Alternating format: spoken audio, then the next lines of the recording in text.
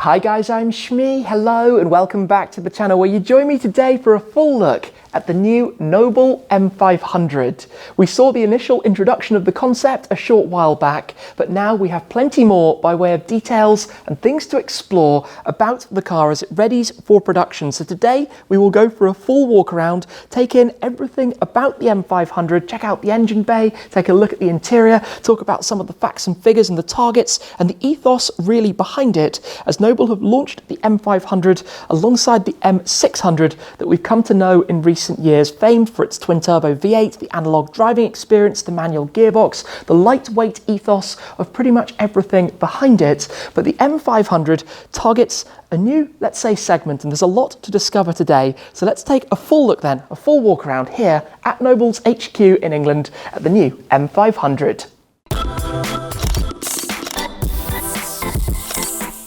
The M500 is a very interesting car for quite a few reasons, and we've got a lot to explore around it today. But going back when I was younger, my dad once came to pick me up from school in an M12, and that was a really cool thing. So I've been following the journey since then, you could say, seeing the M600, and this is the M600 Speedster, by the way. But now, of course, this has been presented. We saw the concept, but when they updated it and gave it a few more details recently, I was very keen to come down to where I am now at Noble Automotive to take a proper look. So that is exactly what we're going to do, to check out their new super sports car, attracting, in theory, a different market, a different segment to the M600. At this stage, of course, it is a pre-production car. No final details are confirmed, but we have an idea of where it's going to sit, what it's going to be able to do, and a target price range in the ballpark of 150,000, so quite significantly more attainable than the M600, which in theory creates quite an interesting proposition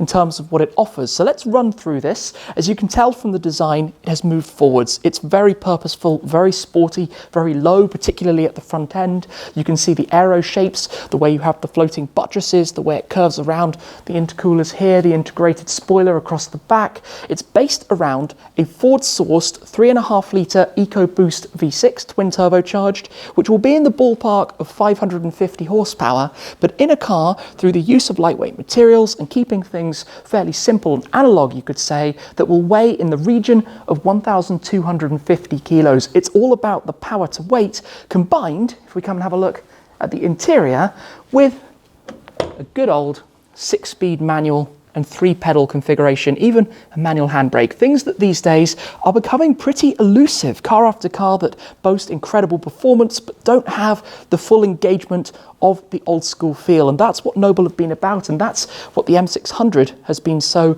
acclaimed for along the way.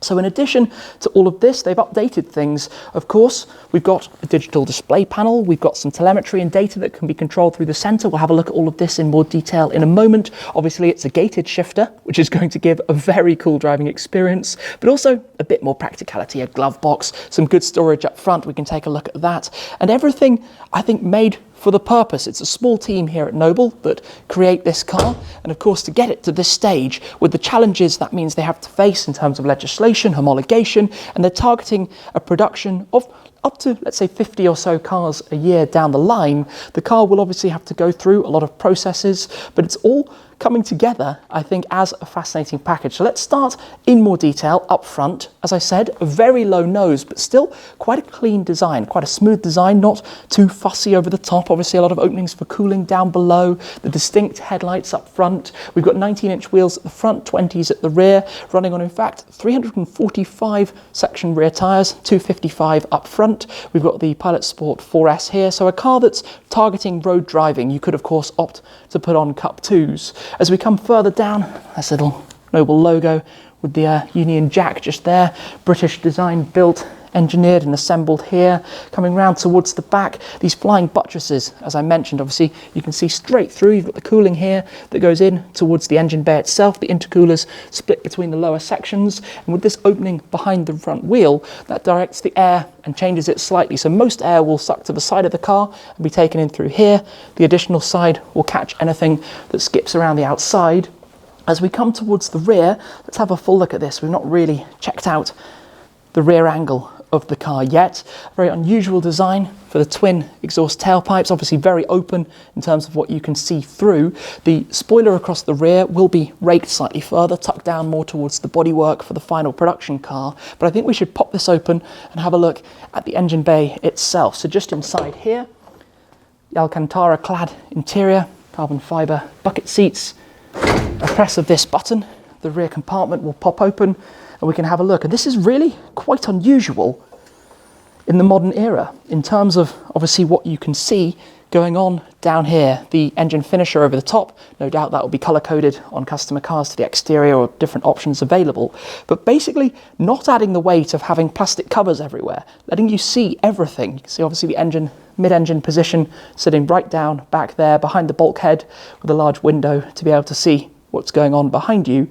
But still, we've got carbon fibre to save weight, we've got lightweight components where possible, and just an unusually traditionally presented engine bay. This is about the drive as opposed to chasing numbers, and it will still be very quick as the numbers give you a sense, but that's not necessarily the main purpose. Stepping over the M500 door sills then, inside here you will see immediately that it's about being focused for the driver.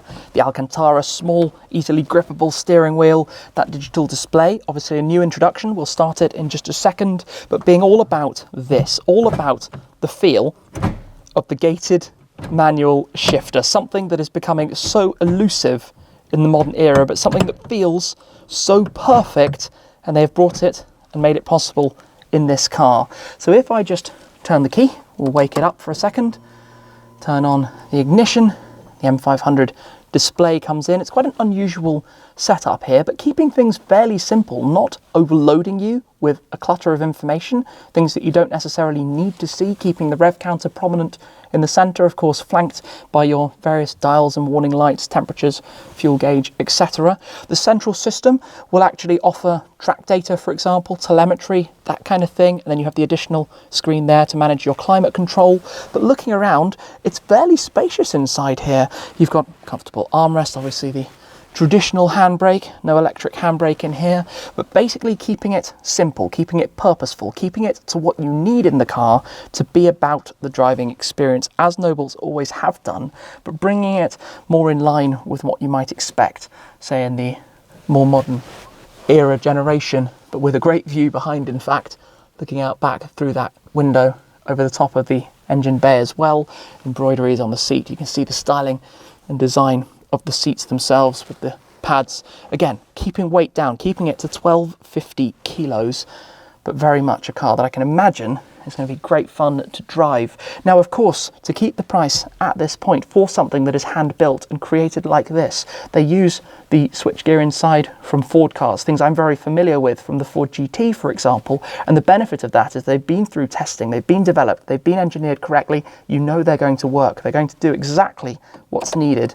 And personally, I'm actually a fan of that, rather than having a car that's made with bespoke parts, where you find yourself forever dealing with things that don't actually work properly. And the similar story goes with the engine. While it's a 3.5 EcoBoost V6, you might be thinking Ford GT, more in line with the Raptor engine, but 550 horsepower and obviously configured for the purpose. I want to open up the bonnet quickly, a double pull of the catch here to come and give you a look at the amount of storage up front. Of course, it sits very low, which will impede on the space underneath, but you still get a surprisingly decent amount up there. You can fit some soft bags in right down towards the floor to head out on a journey wherever it may be, some bags in the lower section and some coats and things over the top. But of course, this is a car built for a purpose. It's a car built to be fun and enjoyable to drive. And if you add up all of the different information pieces and bits of data that we know about it so far, you would think that is certainly going to be the case. It's going to be going into build, in theory, into next year, 2023. As I said, heading out onto the roads shortly thereafter. So quite a different proposition to the big brother, to the M600, the car that just about anybody who has driven has pretty much praised more or less everything about it, given that old school feel without having all of the aids, all of the assistance. It's about you as the driver engaging with the car, getting the most out of it and having a huge smile on the face in the process. And it will be the similar story with the M500 in terms of the analog drive. You won't be finding a car filled with airbags and ABS and all of the different systems. This is about you as the driver being in control and being in charge of what it does. It's very interesting being here with the team at Noble to learn more about the company and the mindset of the M500, but also the challenges that they have to overcome as a small team to get the car this far, to then take it through testing and ultimately for deliveries and customer cars to be registered. It is a very, very complicated process, and there's so much more to it than you would ever realize. Without the manpower of a mainstream OEM, each detail needs to be considered. Of course, you have regulations in terms of headlights and taillights, interior switchgear, mirrors, but also down to the radius of edges so that they're not too sharp on the exterior bodywork. And all of that has to be considered to ultimately create a car that can be sold and then registered out there. One thing I didn't touch on back here is the diffuser. It's an evolution of the diffuser on the M600 with these fins obviously managing the airflow through, but all part of the virtual wind testing that the car has been through to optimize the aerodynamics and keep it quite unfussy on the upper surfaces, making the most of the downforce possible on the lower section, in line with the mindset of the M600 before that. I think this is really going to be quite a winner. I can't wait to experience one down the line. 1250 kilos with 550 horsepower is a package that you know has to be very, very fun, very engaging, and if it follows in the footsteps of the M600, as I expect it will, as I said, this being the one speedster out there with the removable Targa roof section, the M500 is no doubt going to be a huge success. It really is in a segment of the market alongside the 911 GT products, the Audi R8s, where it's something that's so much more analog, something that's more bespoke, something that's just completely different. And if they're able to achieve that at that segment, and I imagine with the manual gearbox linked up to that V6 twin turbo engine, this is going to be a really, really special thing. So I can't wait to find out more. The process from here for the pre-production car will be onwards to the final changes, the testing, and it won't be too long until they go into assembly for customers who are going to enjoy them an awful lot. So thank you very much for watching. I did want to come down, of course, as a Brit here to the home of Noble Automotive to have a look at the British-built supercar to learn more about it, and I hope you've enjoyed this video. That's it for now though. I'll see you again very soon. Cheers.